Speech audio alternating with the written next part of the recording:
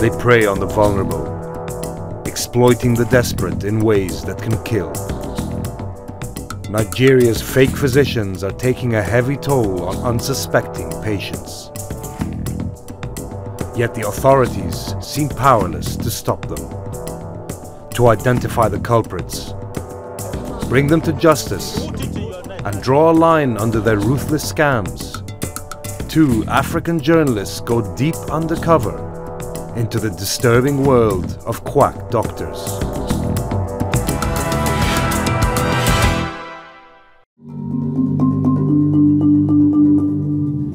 My name is Anas Arimiao Anas. I am an undercover journalist from Ghana. You will never see my face. Anonymity is important in my job because it protects me and gives me the power to be able to do one story after the other without being hurt by the bad guys. The bad guys in this investigation are fake doctors and sham hospitals, which have become a major problem in West Africa in recent years. Earlier this year in Ghana, I exposed the activities of one bogus medic who carried out abortions on vulnerable young girls and then had sex with them. Now I am joining forces with a colleague in Nigeria, where the problem is just as bad. We are going to shine a light on some of these sham hospitals and quack doctors and name and shame those involved. My name is Rosemary Nwebuni. I'm a journalist from Delta State, Nigeria, and have investigated the activity of fake doctors for years. I want to expose these criminals and bring them to justice. On a daily basis, many lives are lost on account of wrong diagnosis and treatment by fake and quack doctors. Plagued by chronic underinvestment and strikes, the World Health Organization ranked Nigeria's health system 197th out of 200.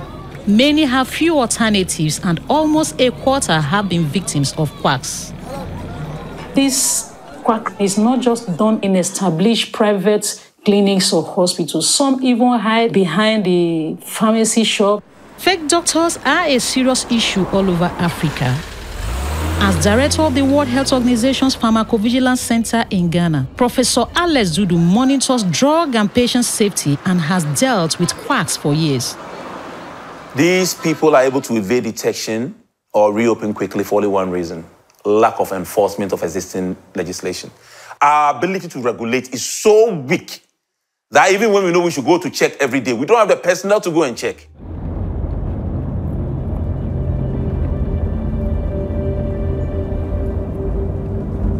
In my career, I've had many stories of girls suffering or dying from botched abortions at the hands of quacks. It infuriates me that these ruthless men keep getting away with it and the victims are too intimidated to speak out. I'm meeting a young girl who is too ashamed and frightened to show her face. She was pressured into having an illegal abortion done by a quack that left her disabled and unable to bear children. I got pregnant for my boyfriend. When I told him about it, he was insisting that we should get rid of it. Then the doctor came to meet me. He inserted something in my private parts. He gave me, then after an hour, he gave me an injection. My right leg was really paining me seriously. I was unable to get up nor sit. In a secret location, I meet a genuine doctor who has treated many victims of quacks and seen some die. He's willing to help us expose the charades fake doctors use to fool their patients. He's well known in this community and believes that some of the quacks could be vengeful and possibly dangerous, so we keep his identity hidden. In this investigation, we will call him Dr. John. Some of the most common health problems we encounter with these patients ranges from misdiagnosis, complications from poorly prescribed medications. The most common of them is complications from abortion. Unsafe abortions are Africa's dark, dirty secret. I want to shed light on this tragedy because so many women often have no choice but to risk their lives at the hands of the quack abortionist. Every year in my country, tens of thousands of them will die. Behind closed doors in every community. Families are grieving for their daughters and sisters in silent rage. Rose is one of them. My sister lost her life in the hands of a quack doctor because she went there to patronize them when she got pregnant and she wanted to get rid of it. She thought that is one of the easiest way for her if she go there to go and do the abortion so that maybe her friends and family members will not be aware of it. But the abortion done in a pharmacy went terribly wrong. It was Dr. John who tried to save Rosie's sister when she arrived at the hospital. We had to take this patient into the theater. There was a ruptured uterus and the intestines were perforated. So at the end of the day, we could not salvage her life. Yeah, please, doctor. Please, my sister gave me your number. I have a little problem that I want you to help me. We tracked down Johnson Chukwudi, the quack who did the abortion on Rosie's sister. I will pretend I'm pregnant and let him examine me to see how far he will go. To protect his dirty business, he will not give us his address on the phone and instead sent us somebody to follow in our car. I want justice for this girl's death. It's time to go undercover. I believe that this man, Johnson Chukwudi, is responsible for the death of that young girl.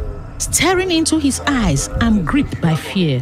The pregnancy test is negative and I know I'm not pregnant, but he still wants to examine me. At the back of his pharmacy, he has a dingy room where he operates on women who come to him. I'm so nervous. It's my first time undercover.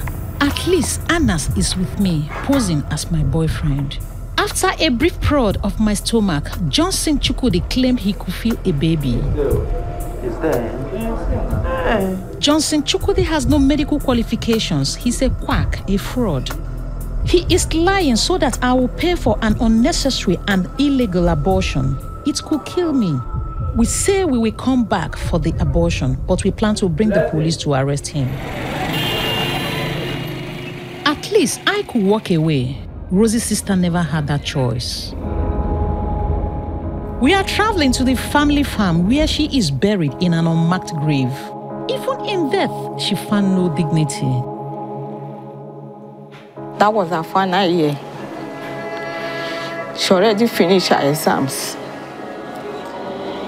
And even while she was still in the hospital, those things are still very fresh, as if she's sitting beside me. Backroom abortions aren't the only quackery we uncovered. In our investigation, we found fake doctors who claim to treat all kinds of illnesses. Patients don't always see their trickery because the settings can look very credible. In this building called the Austin Royal Clinic, one fake doctor, Deacon Austin Awoto, seen here in the car, is getting away with an outrageous scam. But Anas plans to give him a dose of his own medicine. Today, I'm on my way to Ole in the Niger Delta district. I'm going with 3 of my Nigerian friends. We are going to this doctor to find out how he operates. The Austin Royal Clinic has all the trappings of a real hospital. Anas has brought 3 friends to see Mr. Awoto. He has no medical qualifications and he is masquerading as a doctor. We've heard he regularly diagnoses healthy people as sick. Our friends are in excellent health, as certified by our own genuine Dr. John, but they fake symptoms. Emmanuel pretends he has a sore head. Gladys pretends she is dizzy and has stomach pain. Chooks pretends he has been vomiting. Let's see what the bogus Dr. Awoto says. Awoto examines patients using a controversial and unlicensed device called the quantum resonance analyzer. He pokes them in different parts of the body with a metal rod attached to the machine. He claims that with it, he can diagnose a wide range of ailments instantly without any lab test. Incredibly, he tells our 3 healthy volunteers they are all suffering from life-threatening illnesses. This is a case of typhoid and malaria. Wow. But his right eye, he has more of typhoid. He has more of typhoid. The right brain is affected. Okay. You don't need infusion. You only need good drugs. The drugs and everything, they are here. After the test, Mr. Alto pushes her to sell them his drugs. Let me give you 2,000.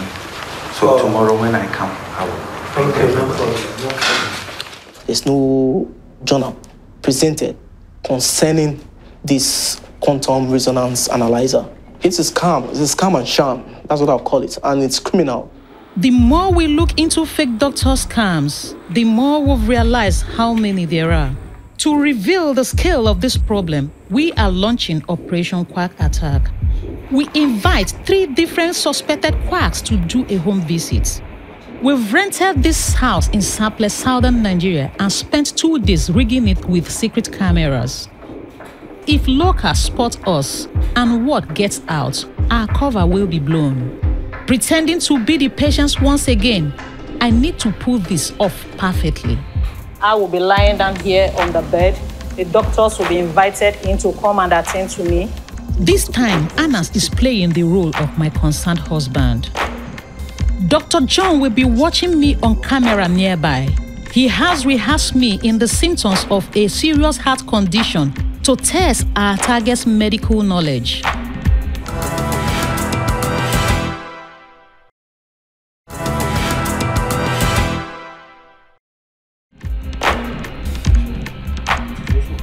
Right here inside the ceiling is the secret camera. We send for the doctors. I wait anxiously for what's in store for me. The first quack to arrive is Chris Emesakoro. I tell him my fake symptoms. Headache for 2 months, chest pain and leg swelling. Classic symptoms of a heart problem. Doctor, so which place do you do your doctor? No, I run a pharmacy shop, not a hospital doctor. Yeah, he just confirmed that he's not a doctor, that he runs a pharmacy shop. The pharmacist ignored my symptoms of heart disease and instead diagnosed malaria and typhoid. As he is not a doctor, he should not be prescribing drugs. This is absolute quackery. All he did was just look at the patient and prescribe medications for the patient to take, all barrage of medications for this patient to take with malaria and typhoid. This is wrong. This is all wrong. Drugs are not just to be taken anyhow. These drugs are poison. They have their own damage they cause to the body. Our second fake medic arrives. She calls herself Nurse Charity. She also prescribed drugs illegally without even examining me. She also paid no attention to the symptoms of serious heart disease. This prescription is inadequate. No trained medical practitioner will do this. Our third target calls himself Dr. Saple, but again, he is not a qualified doctor and is not licensed to practice medicine, and his bedside manner could be improved too. This is a very wrong way of abdominal examination. The way he just pounced on the abdomen of this patient is very wrong. After randomly examining my stomach, he also dismisses my swollen leg, although it's a symptom of a heart condition. So it is normal, the leg. The leg is normal due to our sleeping. Way off mark, he wrongly diagnoses malaria. What is wrong with him? It's malaria, please. Malaria. This is a clear evidence of a quack. What I actually experienced today is a clear exposition of what my people go through in the hands of the quack. When you start looking, these quack doctors are everywhere. Nobody knows exactly how many people are dying at their hands. We took our evidence to the police. They set off to raid the pharmacy of the first fake doctor we met, Johnson Chukwudi. But he was tipped off and evaded the authorities. This is so disgusting. This is a man we have been looking for in connection with the death of Rose's sister, and he has been able to run away. We won't give up. We are back on the hunt for quack abortionists and want to catch one in the act. I'm shocked to find women are also part of the network. Locals tell us about a ruthless husband and wife team in Saple. This woman, Mrs. Ogboro, entices guests to come for abortions done by her husband in the filthy backroom of his beer parlor. I hate doing this, but I have no choice. I need to see if he will offer to do an abortion on me. Igbe Ogboro has a reputation of aborting even in advanced stages of pregnancy, but he is not even a real doctor. His wife brags incessantly about his skills, but her sales partner makes my flesh creep. Why do you know how to take this? I don't depend on you. Without even doing a pregnancy test, I was shocked he was ready to carry out an abortion on the spot. I'm glad that my pretend husband, Anas, is with me. So, if I charge you, I will charge you 50,000 naira. Madam, I want to know whether after that she will get the strength to walk. Yes, ma'am. No, we tell him that we will return tomorrow for the abortion. Providing nobody tips him off, we will be back with the full force of the law. Jesus. How can somebody at this age be doing what he's doing? We take our videos to Dr. Alfred Ebiakofa, senior medical officer working for the Ministry of Health. He's always lacked the resources to prosecute quacks. He agrees Igbe Ogboro is a prime target. But before we raid him, Alfred wants to team up with us to get the proof about another fake doctor who is most likely to be tipped off. One of his long-term aims has been to shut down Royal Dictat Clinic in Warri, run by this notorious quack, Charles Igwedala.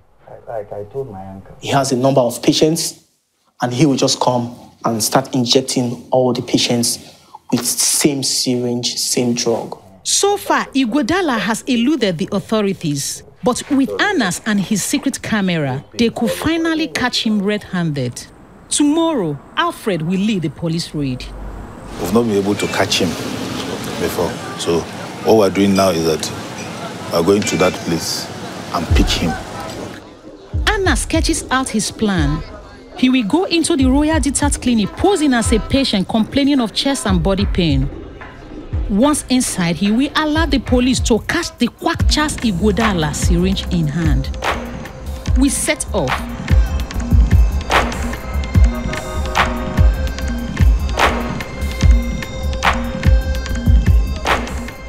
Anas goes in.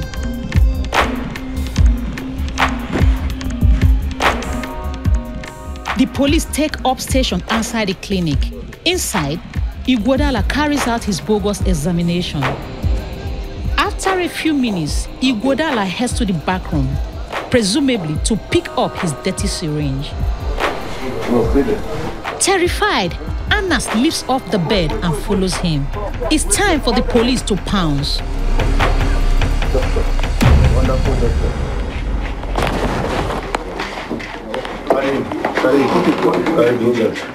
Carry him. The police force him to wear his stethoscope to publicly shame him as a fake doctor. Now say you are a doctor, put it in your neck. Put it in your neck. Yes, I'm with you. Doctor. Move now. They call him doctor. Doctor. With the quack in custody, we head back inside to collect the evidence. Is that how things should be done? Old syringes. Yes. It's using old syringes and needle. What is there here? Behind here. What about those lines up there? These are supposed to be drip lines. After you finish, you are supposed to discard. Discard. Prescription. Stuff like that. Okay. Let me see if I can get padlock somewhere so that we'll lock up this place completely.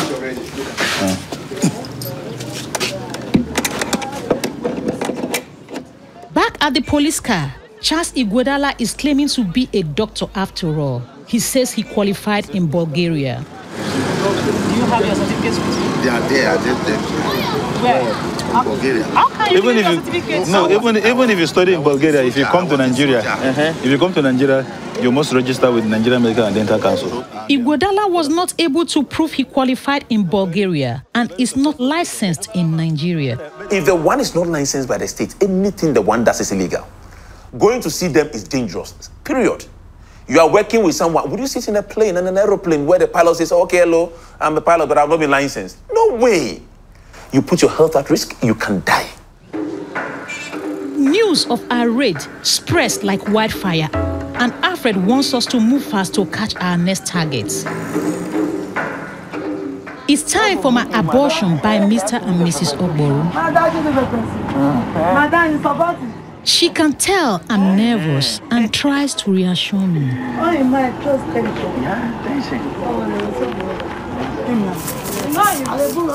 Anna pays for the abortion in marked bills.